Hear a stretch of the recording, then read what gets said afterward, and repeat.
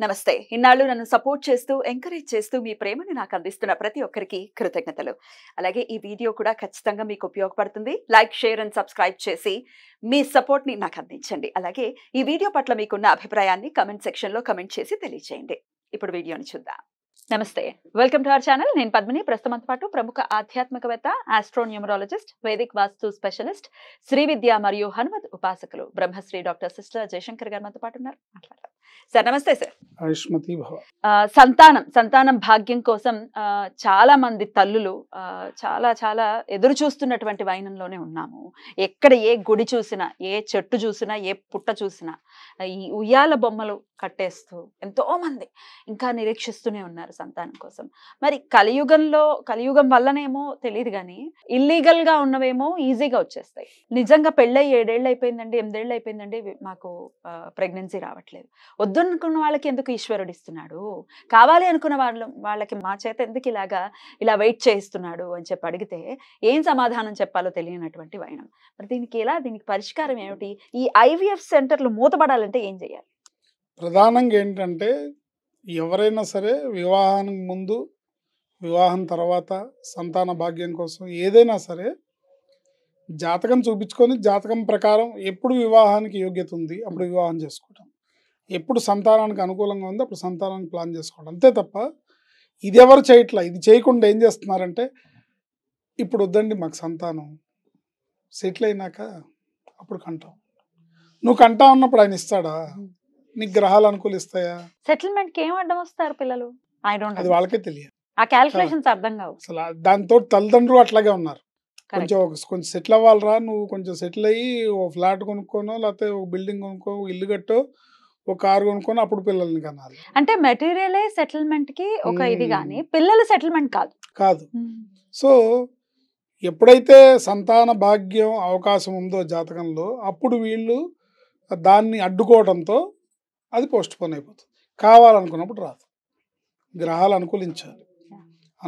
అనుకూలత లేకపోతే నువ్వు ఎంత ప్రయత్నం చేసినా, ఎంత పెద్ద పోటుగాడైనా, ఎంత పెద్ద మగవాడైనా రావాలనుకున్నప్పుడు రాదు. ఆ సమయం ఉన్నప్పుడే జరుగుతుంది. అదే మీరు అన్నట్టు అంటే ఇప్పుడు ఇవాళ రేపు కొంచెం యువత తొందరపడి ఎవరన్నా అన్వాంటెడ్ ప్రెగ్నెన్సీ వచ్చింది అనుకో, వాళ్ళకి ఈ థాట్ ఏమి ఉండదు. ఏదో బై మిస్టేక్ ఏదో ప్రకృతి ప్రకోపంలో తొందరపడతారు, వస్తుంది. కానీ భ్రూణ హత్య మహాపాపం.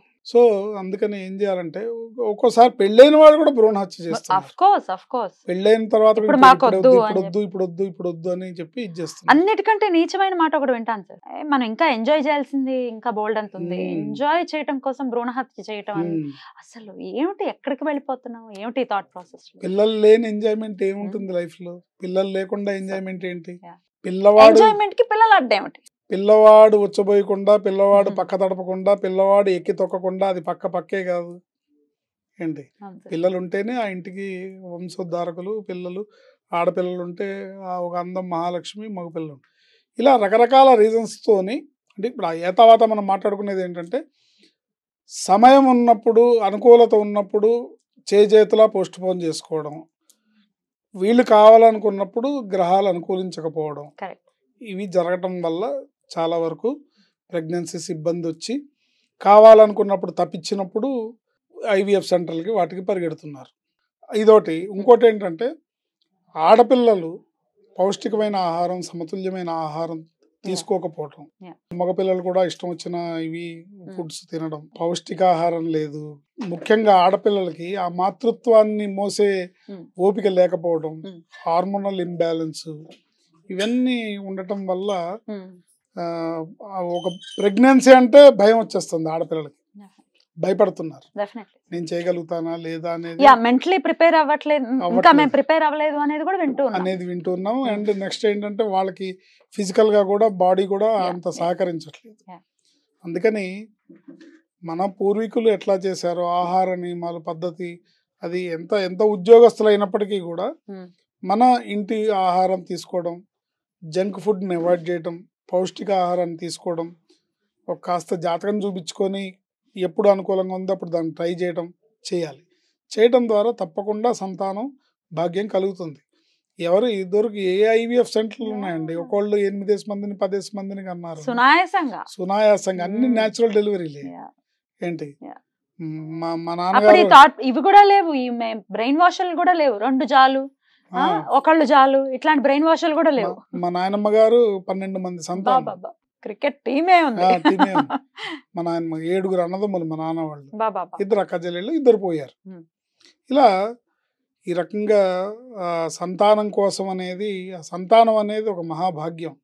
వంశాన్ని వృద్ధి చేయడం అనేది, దీనికి దేవతానుగ్రహం ఎంత కావాలో పితృదేవతానుగ్రహం కూడా అంత కావాలి. పితృదేవతల మనం విస్మరించకూడదు, ఇది ఒక పాయింట్. వంశాభివృద్ధిని కావాలనుకునే వాళ్ళు పితృదేవతలను విస్మరించకూడదు. పితృదేవతల ప్రీత్యర్థం ప్రతి అమావాస్యకి ఏదన్నా చేస్తుండాలి, వాళ్ళని స్మరించుకుంటూ ఉండాలి. అమావాస్యకి తర్పణాలు ఇవ్వాలి, లేకపోతే గో సేవ చేసుకొని గోవుకి గ్రాసం పెట్టడం ద్వారా కాస్త పితృదేవతలు ఆశీర్వదిస్తారు. అట్లాగే ఎవరైతే సీరియస్ గా సంతానం కావాలని అనుకుంటున్నారో, అన్ని రకాలుగా అన్ని పారామీటర్స్ లో బాగున్నాయి, అయినా కూడా ప్రెగ్నెన్సీ రావట్లేదు అనుకుంటున్నారో, వాళ్ళు సంతాన గోపాల మంత్రం అని ఒకటి ఉంది. ఈ మంత్రాన్ని జపించుకోవడం ద్వారా తప్పకుండా సంతాన భాగ్యాన్ని పొందుతారు. అవి కాకుండా భార్యాభర్తలు, మంత్రం నేను వీడియో చివరిలో చెప్తాను, భార్యాభర్తలు ఇద్దరు కూడా ఒకే యాటిట్యూడ్తో ఉండాలి. సంతానవతులు కావాలనుకున్న వాళ్ళు ఇద్దరు ఒకే రకమైన ఆలోచనతో ఉండాలి తప్ప, భర్త ఇప్పుడు వద్దులే అనుకొని భార్య కావాలనుకొని, లేకపోతే భార్య ఇప్పుడు వద్దులే అనుకొని భర్త కావాలనుకున్నా కూడా అక్కడ సక్సెస్ అవుతుంది. తర్వాత వీళ్ళు ఏదైతే సృష్టి కార్యక్రమంలో పాల్గొంటారో, ఆ పాల్గొన్నప్పుడు పరిపూర్ణంగా నాకు గర్భం వస్తుంది, ఈ నెల నాకు ఋతుక్రమం రాదు, నాకు ప్రెగ్నెన్సీ వస్తుంది అనే ఆలోచన ఆడపిల్లలకు ఉండాలి. అట్లాగే మగవాళ్ళకు కూడా ఈసారి నేను తప్పకుండా మా ఆవిడ గర్భం ధరిస్తుంది, నేను తండ్రిని కాబోతున్నాను అనే ఆలోచనతోని వాళ్ళు ఈ సృష్టి కార్యక్రమంలో పాల్గొనాలి. అంతేకాకుండా ఎవరైతే సంతానాన్ని కావాలనుకుంటారో వాళ్ళ చుట్టుపక్కల కానీ, వాళ్ళ ఇంట్లో ఇతర బంధువుల పిల్లలు ఎవరన్నా ఉంటే చక్కగా పక్కలో పడుకోబెట్టుకొని, తనకి సంతానం కలిగితే ఎలా తను చూసుకుంటుందో అట్లా కొంత అనుభూతిని పొందాలి. పొందినప్పుడు ఆ హార్మోన్స్ యాక్టివేట్ అవుతాయి. కాస్త మరీ చనువు ఉంటే, అంటే పక్కింటి పిల్లలకైతే చేయలేం కానీ ఇంట్లో సొంత వాళ్ళ పిల్లలు, ఏ ఆడపడుచు పిల్లలు లేకపోతే ఏ అక్క చెల్లెల పిల్లలు అయితే కొన్ని సందర్భాల్లో అయితే తను మాతృత్వపు అనుభూతిని పొందడానికి స్తన్యాన్ని కూడా ఇచ్చి అలా అనుభూతిని పొందితే నిద్రాణావస్థలో ఉన్న హార్మోన్స్ యాక్టివేట్ అవుతాయి. సైంటిఫిక్ రీజన్ ఇది. దీంట్లో ఎవరు కూడా బూతు వెతకక్కర్లేదు, చెప్తున్నా. అంటే వెతికే వాళ్ళు ఉంటారండి, రామా అన్న వెతికే వాళ్ళు ఉంటారండి బాబు. రామా అంటే రామ అన్నట్టు వినబడుతుంది వాళ్ళకి. సో ఇది సైంటిఫిక్ గా మాతృత్వం అనే ఒక స్త్రీ జీవితానికి అంతిమ లక్ష్యం ఏంటంటే మాతృత్వాన్ని పొందడమే. పరిపూర్ణత సంతరించుకుంటుంది స్త్రీ జీవితం అనేది. సో ఇలా చేస్తూ భార్యాభర్త ఇద్దరు కూడా సంతాన గోపాల మంత్రాన్ని ఇద్దరు కృష్ణుడిని పూజిస్తూ, అంటే చేతిలో వెన్నముద్ద పట్టుకొని పారాడుతున్న కృష్ణుడి ఫోటో కానీ బొమ్మ కానీ విగ్రహం కానీ పెట్టుకొని దానికి రోజు పూజ చేయాలి. వెన్నపూస పంచదార కలిపిన మిశ్రమాన్ని నివేదించాలి. క్లీం కృష్ణాయ నమః, దేవకీ సుత గోవింద వాసుదేవ జగత్పతే, దేహిమే తనయం కృష్ణ త్వామహం శరణం గతః, క్లీం కృష్ణాయ నమః.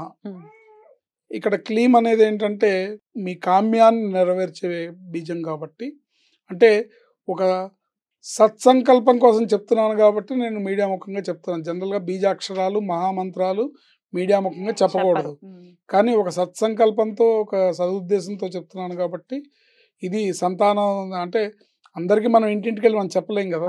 సో ఇది ఎవరన్నా నమ్మి పాటిస్తే వాళ్ళు సంతానవంతులు అవుతారు. క్లీం కృష్ణాయ నమః, దేవకీ సుత గోవింద వాసుదేవ జగత్పతే, దేహిమే తనయం కృష్ణ త్వామహం శరణం గతః, క్లీం కృష్ణాయ నమః. ఈ మంత్రాన్ని జపిస్తూ ఇదే మంత్రంతో కృష్ణుడికి పూజ చేస్తూ ఇదే మంత్రంతో వెన్నపూస పంచదార కలిపిన మిశ్రమాన్ని నివేదించి భార్యాభర్త ఇద్దరు కూడా ఆ ప్రసాదం తీసుకొని ఇతర చుట్టుపక్కల ఉన్న పిల్లలకి దాన్ని పంచిపెడితే తప్పకుండా వితిన్ 6 months వీళ్ళు ప్రెగ్నెన్సీ వస్తుంది. వితిన్ 1 year 1.5 ఇయర్లో సంతానవంతులు అవుతారు.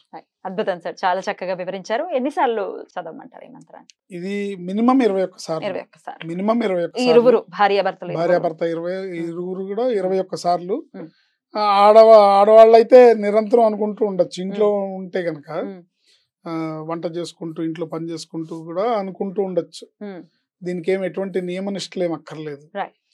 చక్కగా మనసు ప్రశాంతంగా ఉంటే చాలు. Right.